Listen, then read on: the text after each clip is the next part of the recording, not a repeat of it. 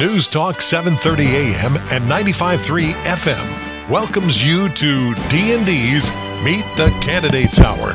A full hour of interviewing a candidate running for local office, learning what he or she is all about, and what they have to offer if elected. Now, here are your hosts, Don Elwell and Dan Andrews. Good morning, everybody. Don Elwell, Dan Andrews. Mr. Andrews, how are you, sir? I have started my day off the best that... In all of these interviews, this would be the number one green room because we were singing. You guys were singing? I can't. It was great. I'm so sorry I missed out on that because I know your melodious voice. Yes. And, of course, our special guest, Javita McKinney, Dr. Javita McKinney, right? Aren't you a doctor? Yes, sir. I thought so. Okay, so Dr. Javita McKinney, candidate for Highlands County School Board District 3. And so, Javita, of course, we've had you as a caller on our show a few times, but this is the first time actually in the studio, so you kind of get to see how the magic happens here. The inner workings. Exactly. Very inner workings. Yes. So we certainly appreciate you being here, and I know Thank you for having me. We got a whole bunch of questions for you. Some of them are kind of really, really easy, and this first one's the easiest of them all. And so I see you've got your campaign manager over here to your left, who we very smartly did not give him a microphone. Good job out of us. Job. So, Good and anyway, so Sam's here, but we will let's start off. Why don't you go ahead and give us an introduction and a bio and all things Javita. All right. I want to just give you a cheerful song before I get started because that's what this station is all about. Being Cheer. positive. We're going to have a song? It's us. Yes. Okay. Vote, go, vote, go, vote, go, vote. Everybody go vote, go, vote, go, vote, go, vote. Everybody go vote, go, vote, go, vote, go, vote. Everybody go vote, go, vote, go, vote, go, vote. Woo! We are the people, mighty warriors, Dan's dancing. integrity keepers, Oh, yeah. keepers of life, protectors of life, Mm-hmm. ready to battle for what is right. Again, we are Dan's about 1 second away from preaching sister. mighty warriors, integrity keepers. Tell me about it. Keepers of land, on that land, protectors of life. Oh, yeah. And you're ready to battle for what is right. Mm-hmm. Stop all the socialist mess. No. What is that? Stop All the crazy mess. Okay. Are you trying to stop it now? Okay, Stop! all right, okay, exactly. Stop all of it. Okay, well, yeah. You know, we've had your opponent on here, and No singing. He didn't sing, so there's that. I'm just saying, there's that. Oh, Mason Whitman's got to raise his game. He's gonna have to. He's gonna say, you know, he's home right now going. La, la, la, la. Exactly. All right. So anyway, No, good job there. That one, of course, I'm assuming it was "Go Vote" was the name of that That's right. song. So Go vote. that was good. Thank you, Dan, for you helping out in the chorus, by the way. So all right. So very good. So all right. Well, that was that. All right. So now, how about your intro? How about a little bio? Why don't you tell us a little bit about yourself? As you can tell, I went to college, did liberal arts, which was performing arts. That's where all the singing comes from. There it is. And I had children's theater as my minor. And believe it or not, my deans in college happened to be, and I'm from Atlanta, Georgia originally, they happened to be missionaries to India and China. Oh, okay. And there goes my influence. As a child, growing up in Georgia, I also grew up half my life in Fairfax and Arlington, Virginia. Mm-hmm. That's how I ended up at George Mason. And there you go. That's how I got the missionary tingle. I got the itch to go serve. My mom passed away in my last year of college, and that just spurred me to do it. I just went to serve to sort of heal and understand more about life. After coming back from the mission field, about 25 years actually, I got back to America and I saw such a difference in the school system from when I left. There was a lot of classical... How many years was that? 25. 25. So I left when I was 26. Okay. I'm giving them time to do the math. No. Yeah. So I got Don's back. already done it. Yes. It's only I don't do math on this show. I was going to say, it's only a 1 hour show. It's only a 1 hour show. too. So I found out that I was good at teaching. I was teaching most of the missionary families, teaching their children. And I saw, as I was sharing with Dan, that they never put their children in the schools abroad because it was a lot of communism ideology in it. And we always had an on-site school that we'd either build ourselves or someone would loan us a mission, like a mission home, a mansion to work out of. So I got a lot of experience teaching children Canada, France, Taiwan, Panama, Brazil, all kind of nationalities, and found out that the brain is the same. Oh. The brain is the same. When you teach children, if you understand that where they come from doesn't matter as much as what you're doing in the classroom. Okay. And I loved that. I learned that at Liberty University. The classes I took there for early childhood education taught me a lot about the workings of the classroom. And then I went on to start a school because I kept I got to stay in education. This is one of my gifts.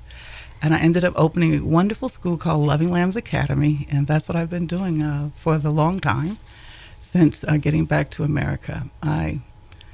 It's a nonprofit. It's a private Christian academy. But right now, because of COVID, I had to put it online. I never got a facility here. Gotcha. So it's online right now, and what I do is podcast videos teaching parents how to teach their children at home to prepare them for elementary. So how many students do you have doing the online? It's 150 parents. It's not 150 students. Parents. Okay. I teach the parents to teach. I gotcha. Okay. So it's gone down to like 45 now because once they grow out of the 4-year-old frame or 5, then I don't have them anymore. Sure. So that rolls over quite a bit. But the maximum is about 150, and the minimum is about 30. I have been going to the meetings when I moved here 7 years ago. I was going to the school board meetings, the Tea Party meetings, really loving meeting all the people here. Going to the HREC, did I say that? Oh, I actually volunteered at the Alan J. Theater, learned a lot about the people here, learned a lot about Alan J. and what he contributes, and joined the Chamber of Commerce, just getting to know the people here. It's been amazing. Okay. So I want to stay an influence in education.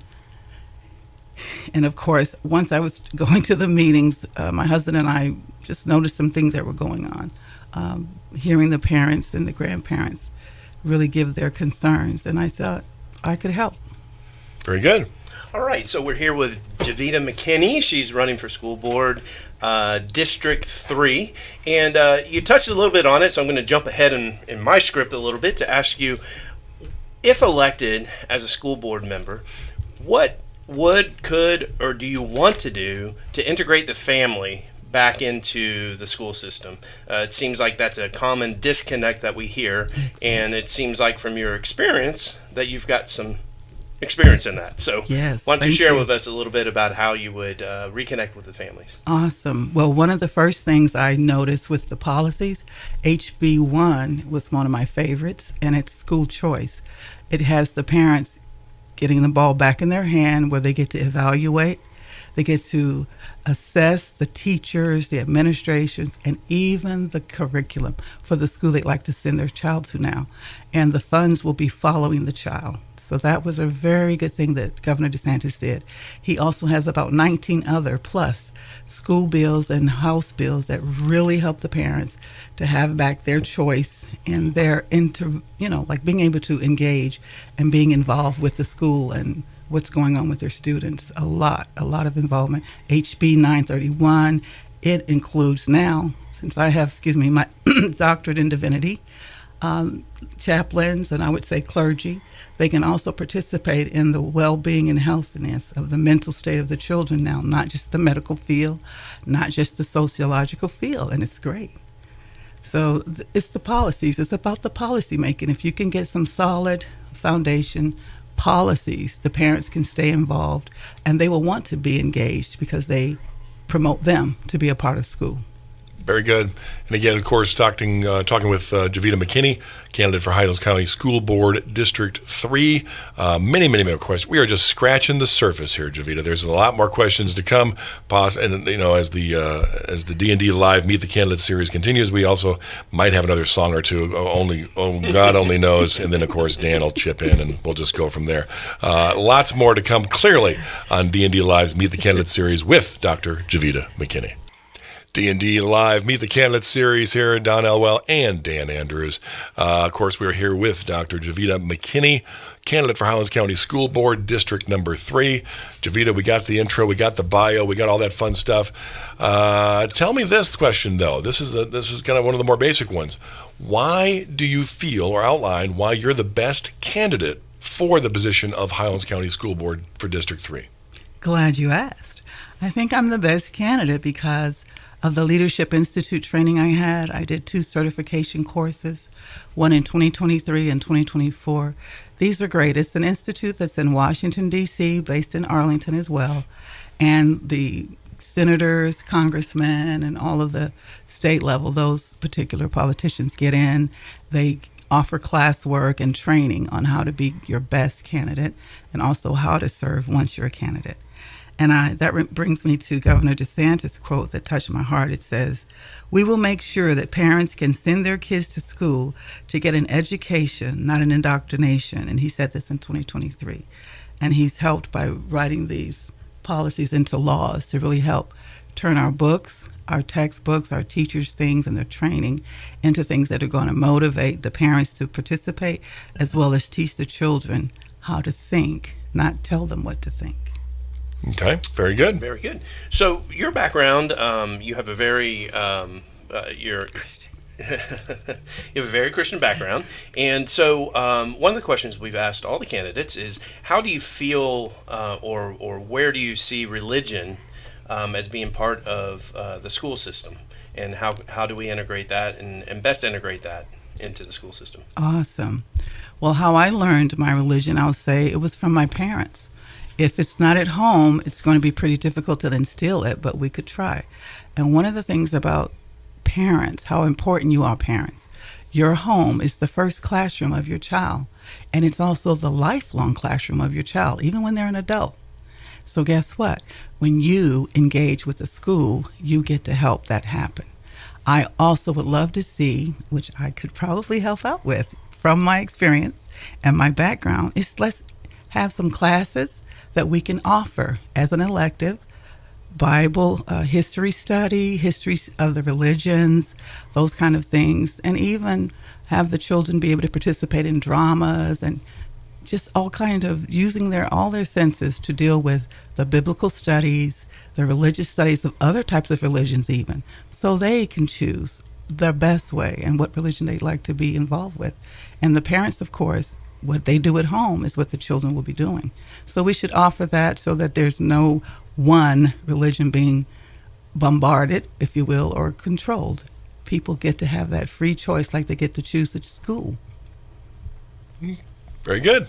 What do you think, Javita, would be, if you could say, okay, this is the number one problem that needs to be addressed in the schools? What do you think is number one that would be the first thing that you would probably try to tackle if you were elected?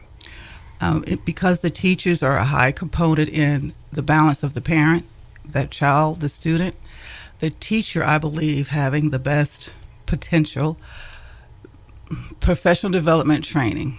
What I've seen is some of the professional development training is being indoctrinating a little bit too. So if you go back to the classical type of professional development training, whereby the teacher is taught how to set up a classroom, do the discipline standard in the classroom, know their own self-control. Having self-control is vital for a teacher. Being able to be in control of your emotions and your mindset, knowing how to think on your feet. You know, teachers make about 3,500 decisions a day in the classroom. So that's very fast, very stressful. So when you have a good, professional development training that's going to teach you those things, those 5 components of the classroom, each day can be successful. So do you feel that a lot. I mean, what percentage of teachers out there do you feel kind of lack those skills? Do you think it's like 100%? Do you think it's like 50%, 60? What do you? How of if that's the biggest problem? Mm-hmm. What is the percentage of teachers that you feel would benefit the most from that? Well, I wouldn't say it's the biggest problem. It's the biggest influence in the classroom. What influences the classroom is the teacher, because that teacher is there the full time giving out that lesson, working out that curriculum. So if the professional development training covers all the areas they need to have the best management standard, so the percentage I would say, what about 20% maybe not as strong, 80% of them are pretty strong from what I've seen. Okay. The 20 percentile could be new teachers. It could be teachers that maybe have a different mindset, and so they operate a little differently. But one good thing about professional development training, it can be campus-wide. So some people could be professionally trained differently than another teacher on that same hallway. And so the children see that. They see that difference, and it affects the campus, environment. It affects it. So what I would suggest is the professional development trainings need to always be campus-wide, united with all the staff, even the administrators, on board with it. You get what I'm saying? So that you change the culture, basically. Yes. Yeah. Okay. Okay, so we're here with Dr. Javita McKinney. She's running for School Board District 3. And a question we'd like to know is, how do you align politically? Far left, middle left, center, far right, middle right? Where do you align, and how do you see your alignment affecting your decision making and how you'll make those decisions Awesome. as a Well, I'm a missionary, and so I would be aligned with the Christian or the traditional, conventional lifestyles.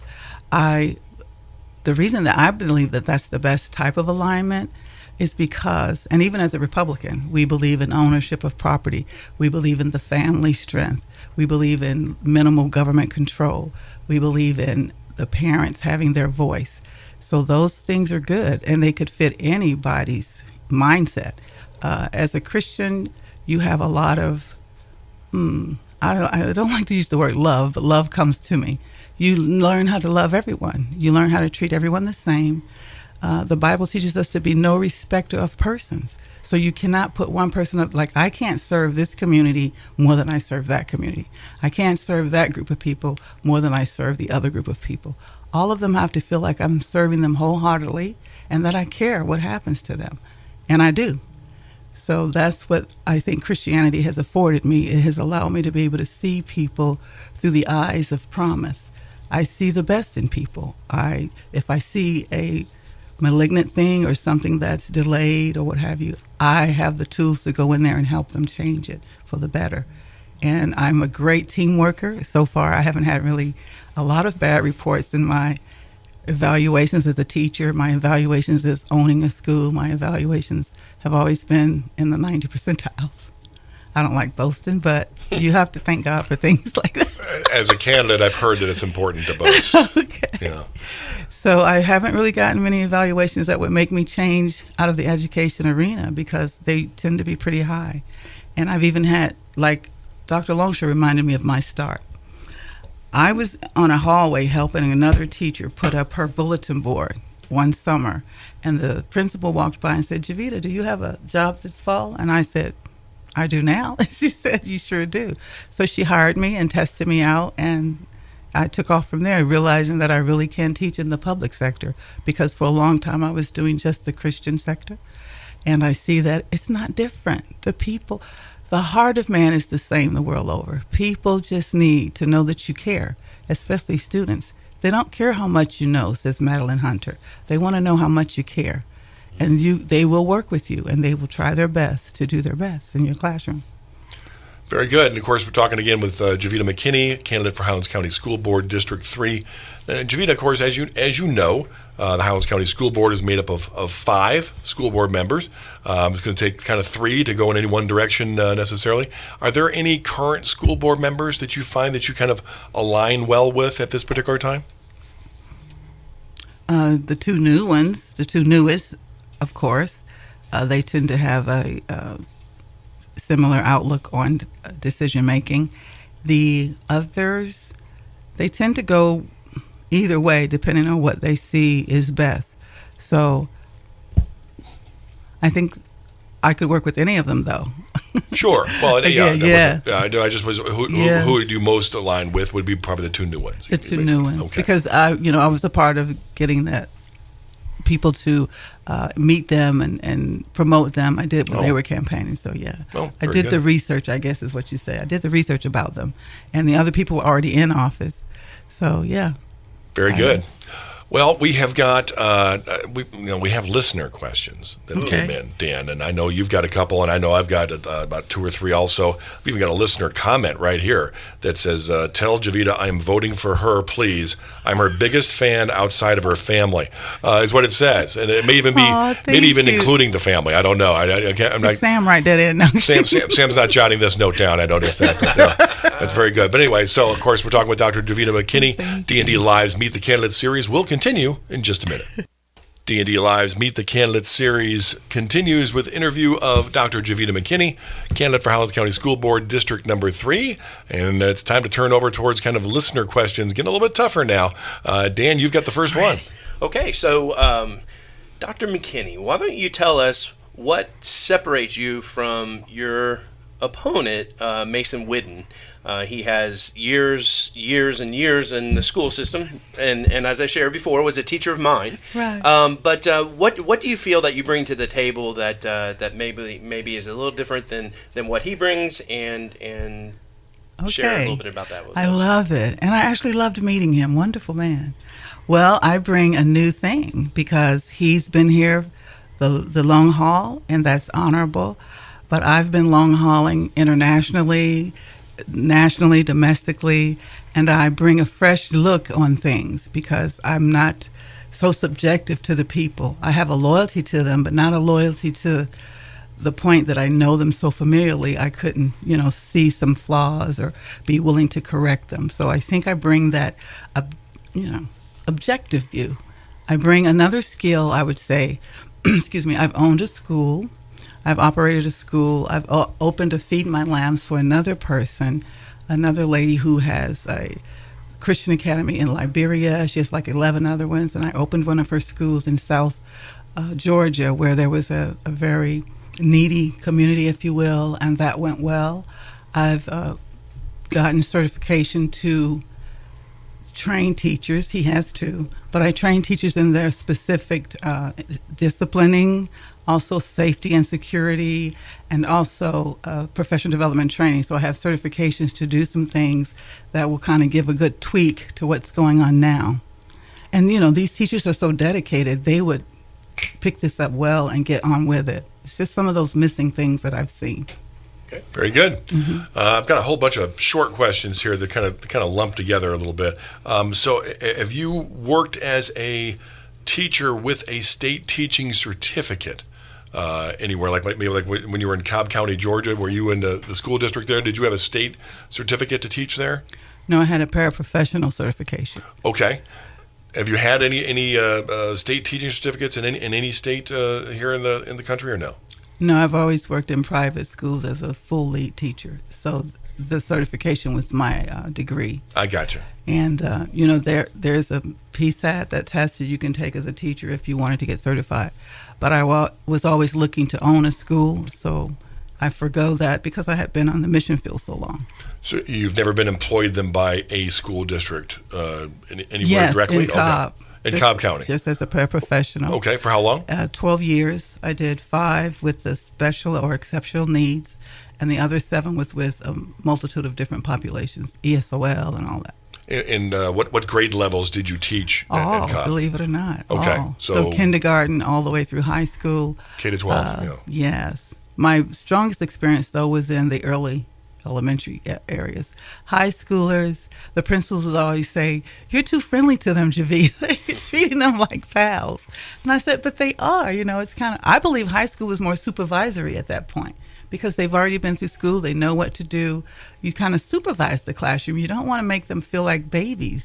I guess that's a strong word. You don't want to make them feel like you're helicopter monitoring them. And I think I noticed that high schoolers prefer you to let them be free to show you what they've learned, to show you what they can bring to the table, to show you what they need. Very good. Yeah, my daughter wanted to be free, and she ended up grounded. So there you go. I don't mean free of the rules. But Yeah, exactly. There's So- free, then there's free. there's free, then there's free. Yeah. So the school board has the single largest budget in Highlands County. That's right. I think in excess of $230 million. And while not directly, indirectly, as a school board member, you'll have a significant impact on that budget and the processes and procedures. So talk a little bit about your experience in managing funds, overseeing budgets, and how you bring, or what skills you'll bring to the table as a school board member. Bring a skill of cooperation, really, teamworking, because most of the time on the mission field, we had teams that did the financial books, but they always had us together in conference, knowing how it went and what was going on. I've never helped directly with any budget, but when I had my own school in Georgia, my budget was not anywhere that size. But I believe if you can operate on a $50,000 or $100,000 level, you also have those same skills to move up the numbers. You just have to know how to do the books accordingly, or do them properly, stay within compliance, and just learn. And I'm a learner. I'm an easy learner. I believe educators are lifelong learners. That's why we just stay young. Stay young. I like it. Okay, very good. Trying. We get into the wrong field, Dan. Trying. That's the Y'all problem. did. Yeah. Okay. So, all right, here's a good one now. Over the last week or so, as you know, the school grades have come out for the new year, and there were some improvements in a few of the schools. I think there were about 4 schools that made a letter or 2-letter grade improvement, and there was one that was incomplete. I don't know if that one got settled yet or still working on it. Yeah, middle school. Lake Placid Middle, I think it was, yeah. But several of them made some improvements, and then of course many of them made improvements within the letter grade as well. They're getting close to that, to being bumped up one perhaps even next year or so. Do you feel that those were good improvements overall? Do you think they were enough? Do you think we're moving in the right direction? What is your take on those recent grades that we have and how that kind of fits in? Awesome. I believe the improvements show a sign of working hard, and it's good. That's what you have to do as an educator. You have to start somewhere, and with the challenges they've had, Dr. Longshore and the other people, when they've been speaking, I've been listening to all the candidates, and also because I'm an outsider, I've been really paying attention. Again, I'll go back to the professional development training, and because of the COVID and some challenges, those things really help. Their development training and also the curriculums. I think I would like to get together with the board and really take a strong look at some options to other curriculums that they're currently using. They will bring out some other improvements as well. So improving is a good term, I would say. I would call them improving. I wouldn't criticize it because of all the challenges that have occurred, and it is an education system. So you have children coming from different starting points. And you just have to do the best you can in a 180-day period. It's only 180 days you're with them.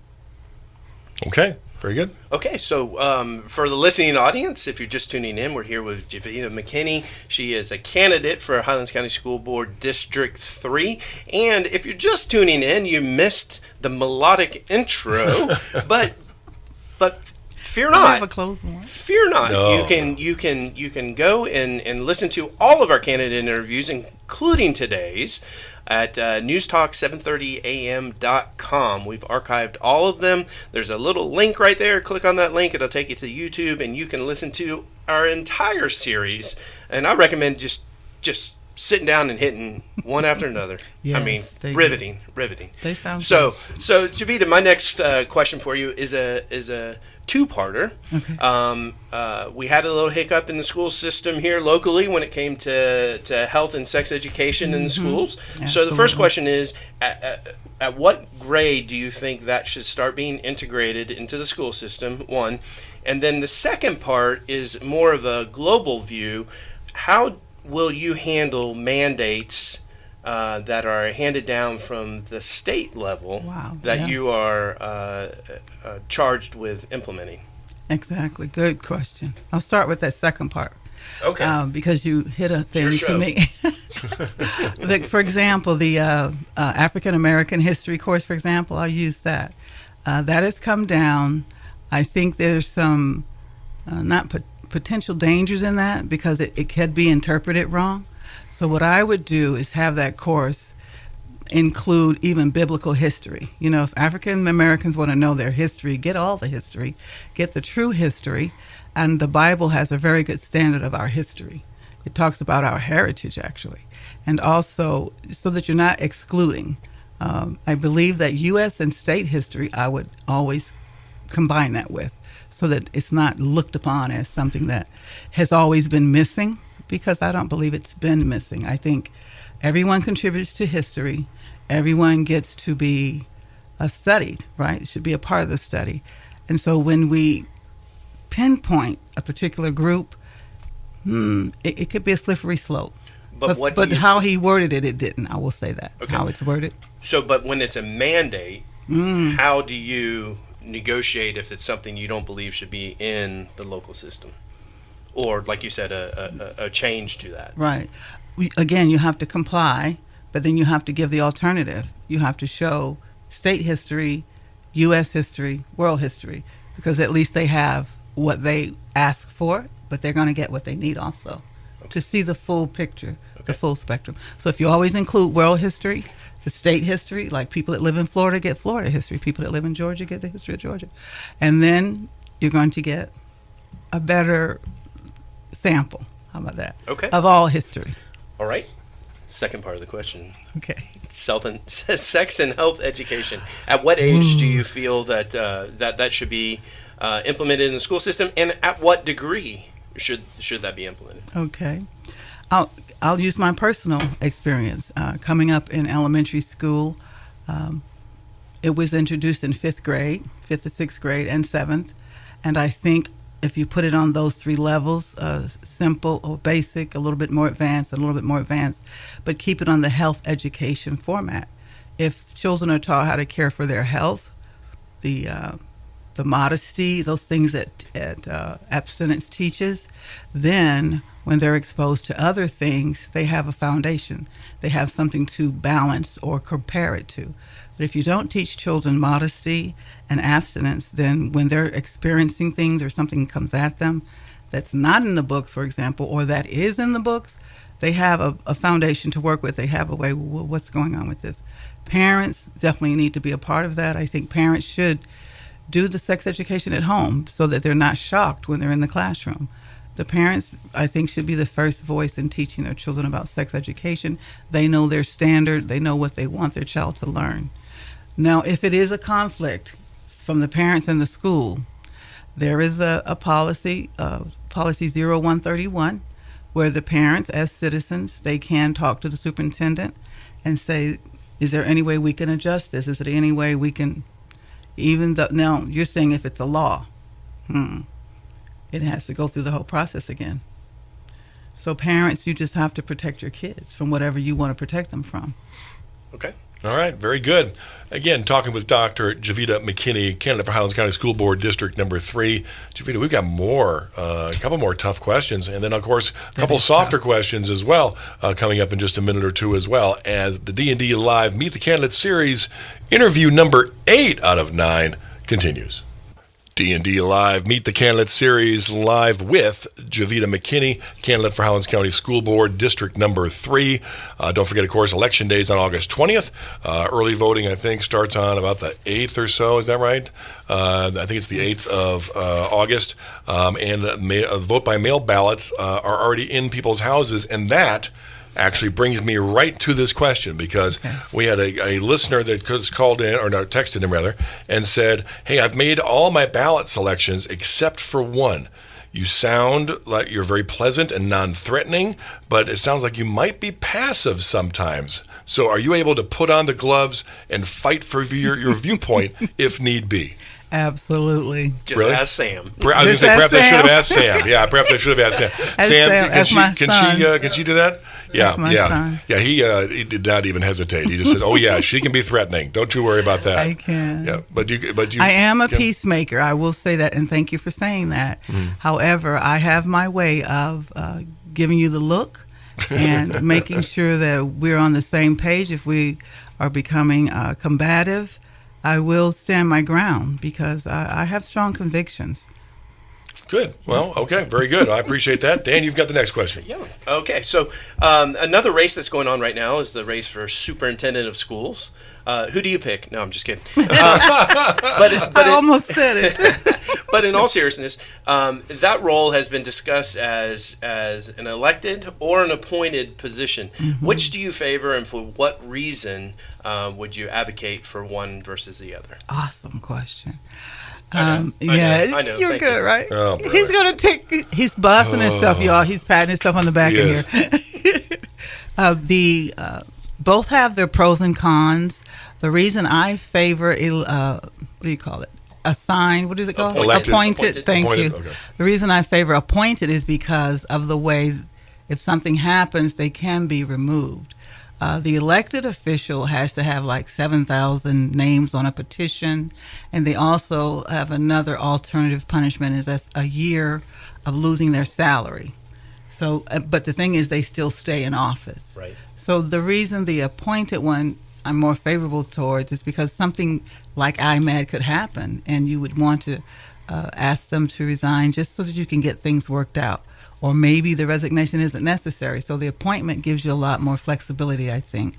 With elections, they stay the whole term most of the time. So I don't want to put words in your mouth, but are you saying that you feel that Dr. Longshore should have been terminated over the IMAD? I feel that that could have, not just her, but the school boards, didn't they approve it? Yeah, all of them were sure. on board with that. All policies. And if it had been a year, 2 years, I don't even think 2 years would have been good. But because it went on so long, I kept paying attention and I was coming to the school board.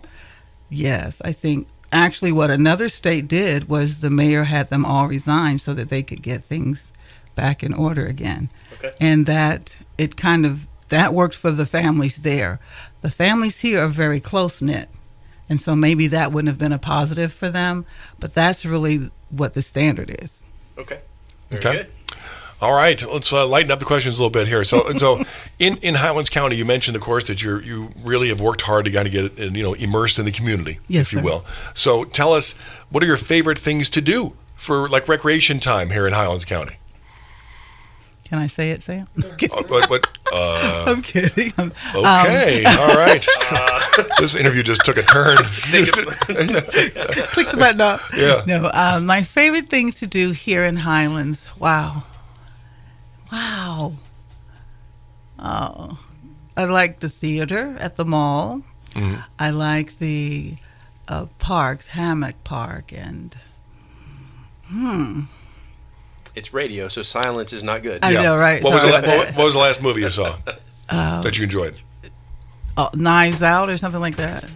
Knives Out? Knives Okay. Out. Okay. With a lot of actors that Yeah. are stars. Yeah, the first one or the Jamie second Lee one? Curtis. The first There's one? a second one? Oh There's my a second gosh. one, yeah.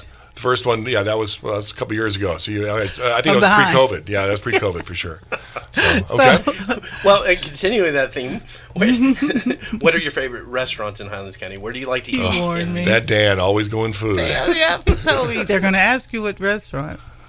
All of them are so good. Let's see. My home is the first restaurant I'd eat at, but if I had to say one to eat out, it's tough.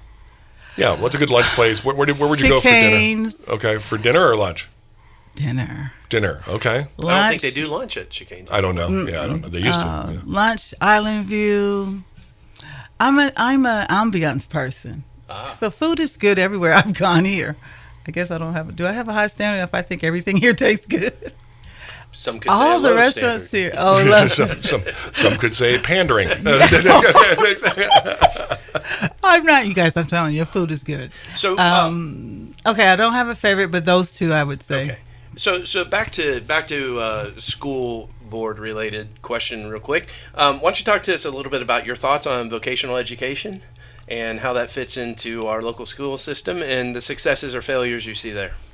I like what I'm seeing. They got started with it, and they're doing like a lot of options now. So it reminds me of when I was in school, in high school and middle. I love that. It's reminding me of the times where children had options. You can go to the military, you can do vocation, you can go to college, but you're not going to sit out on the street and do nothing. So Amen to that. I love what they're doing. I don't have any criticism of the vocation thing going on.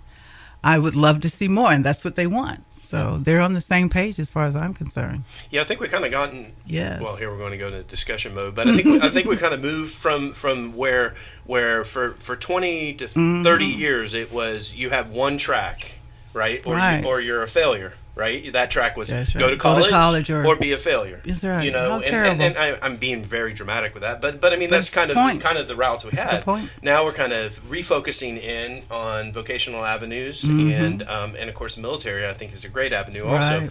So yeah, I'm excited to see that in Highlands County. Hopefully we can continue. Are we going to give get that some more expand. ROTC? I hope We'll so. see. We've Let's got a great program. get me on at the school board. We'll Sebring talk about High School. it. Sebring High School has a great program. Yes. Avon Park's going through a little bit of restructuring, but I'd love to see the Yes. junior ROTC program down Lake Placid. So I've heard some candidates, Javita, Yes. getting back to interview mode, some candidates mention that they feel that our average household income, that the poverty level is a contributor to our school district performance. Right. Do you feel that is a major contributor, a minor contributor, or no contributor at all? No contributor at all. I believe that Dr. Ben Carson knocks that out of the ballpark. And even me. I mean, I grew up as a police officer's daughter. They don't make a whole lot of money, right? And then my parent was a stay-at-home mom. My mom was, and she didn't start working till we were in high school. So we had minimal things, we didn't have a lot of extravagances, but my parents made sure they were engaged in our education, went to the skating rink on the weekends, Let's. I know we've only got a few minutes left, and I want to make sure I give you plenty of time to kind of do a wrap up. So again, tell folks again why they should vote for you for Highlands County School Board District 3. Why should they vote for Javita McKinney, and kind of do a little wrap up. You all should vote for Javita McKinney because I'm an outsider that came in and became an insider. I love being part of this community of Highlands. I feel like I'm part of the family now. I have the skills needed to be on the school board. I've trained and certified twice, and along with taking 3 of the school board webinars that are on that same school system of Leadership Institute. So I am prepared. I did the preparation. Even though I don't have the years of experience in the school board, I have the preparation to get on board, become a workable member of the team, and become a positive member that can bring something to the table. Okay, very good. And how can they reach you? What's a good contact for you? And how can they learn more about all things Javita? VoteJavita.com. Go to VoteJavita.com and email me. You can text me once you find the phone number on that site. And I also have a Facebook page. And if you want to know more about my school, which tells a little more about me too, it's called Loving Lambs Academy Incorporated.com. Very good. What's the phone number? Go ahead and give it out. 470-302-3237. Holy, why did you do that? 460 What the heck happened to that? 302-3237. Pronto, ya mátame. Or go to votejavita.com. Maybe it's there, and maybe you can understand it Search there. for a little, Maybe you can understand it there, because I don't. Yeah, I like how you did real slow and then just jam those last 5 together at the end. Stick to singing. It's crazy. Okay, very good. No, we certainly appreciate you being here. We again, Javita McKinney, running for Highlands County School Board District number 3. Thank you, Javita. It went pretty quick, right? Yes. I mean, it goes fast. Do you all want to hear just a 3-second jingle? I'm good for 3 seconds. We're good for 3 seconds. Go ahead. Lift up your fellow man, give him a helping hand, put a little love in your heart. We want the world to know, we won't let hatred grow. Put a little love in your heart, and the world, say, and the world, will be a better place. And the world, will be a better place for you. and you and me. and me. Just wait Just wait. and see. That was Y'all good. have a wonderful That was rest great. of the That was week. good. That was the longest 3 These seconds of kids are history, doing by good. the way. He did good. He did good. He got the Javita and my Dan show God, going I'm there. turning bright red over Seriously, I here. appreciate it. This is, of course, the D&D Live Meet the Candidates slash, Sing along. Yeah, sing along. Yeah, exactly. Campfire sing along. And next week we've got Chris Doty, who will be here in the studio as well. And of course tomorrow. Do not forget tomorrow on Friday at 8:30 a.m. There's going to be the debate series number 3 between. Paul Blackman, this is for Highlands County Sheriff, between Paul Blackman and John Singa. So if you get the opportunity to make sure you tune in tomorrow, because that should be a great It'll debate be our as well. mildest debate to date. You think so? That's That's what I'm good. rolling I with. like it. I think it's going to be a good debate, very telling on both of them.